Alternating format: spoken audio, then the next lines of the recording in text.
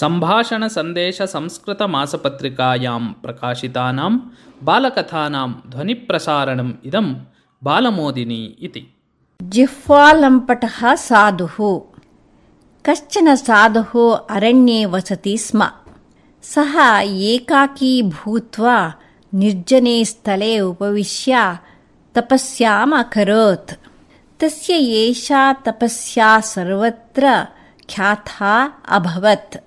देवलोके स्वर्गे देवानां मध्ये अपि चर्चा प्रारब्धा। सः एवमेव यदि तपस्याम् अनुवर्तयेत् तर्हि अग्रे कदाचित् इन्द्रपदवीं प्राप्नुयात् अपि। तस्मात् तस्य तपोभङ्गः करणीयः इति देवसभायाम् अवदत् कश्चन देवः। एतस्य श्रवणात् इन्द्रः चिन्ताकुलः अभवत्। किम् एतस्य तपसः भङ्गाय कोऽपि मार्गः न स्यात्? किं सः कदाचित् मम पदं वशीकुर्यात् एव इति इन्द्रः सचिन्तम् अवदत्। तावता कश्चन देवः उत्थाय निवेदितवान्, भगवान्, भवान् किमर्थम् एवं शोचति? तस्य तपस्यां विनष्टां कर्तुम् अहम् उपायं करिष्यामि, अलं चिन्तय इति।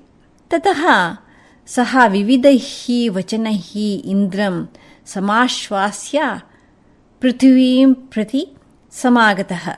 देवः साधोः समग्रं व्यवहारं सुसूक्ष्मं परीक्षितवान्।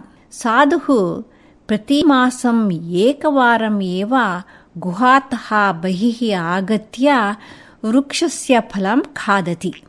पुनः गुहां प्रविष्टः सः मासानन्तरम् एव ततः बहिः आयाति इत्येतत् देवेन अवगतम्। ततः सः वृक्षस्थानि फलानि अमृतेन संलिप्य ततः अदृश्यः जातः। मासानन्तरं साधुः गुहातः आगत्य वृक्षस्थानि कानिचन फलानि खादितवान्। फलस्य स्वादः तस्मिन् विस्मयम् अजनयत्। गुहां प्रविष्टवतः अपि तस्य मनसि फलानां रुचिः एव असकृत् आवर्तत। अचिरात् एव तस्य मनसि तीव्रा इच्छा उत्पन्ना यत् तानि फलानि खादनीयानि एव इति। अतः मासार्धः यावत् अतीतः तावता एव सः गुहायाः बहिः आगत्य फलानि अखादत्। गुहां प्रतिगते तस्मिन् पुनरपि फलखादनेच्छा उत्पन्ना। प्रयत्नेन अपि इच्छां रोद्धुम् अशक्नुवन् सः सप्ताहाभ्यन्तरे एव गुहातः बहिः आगतः। तदा देवः स्त्रीरूपेण आगत्य तस्मै फलम् अयच्छत्। साधुः तत् परमसुन्दरं रूपम् अवलोक्य विह्वलः अभूत्। फलं प्राप्य प्रयत्नेन एव सः गुहां प्राविशत्।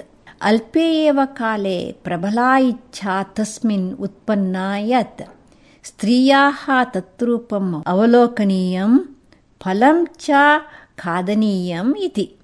अतः सः दिनाभ्यन्तरे एव गुहातः बहिः समागतः। तदैव स्त्रीवेषधारी देवः नृत्येन हासविलासेन च साधुं वशीकृतवान्।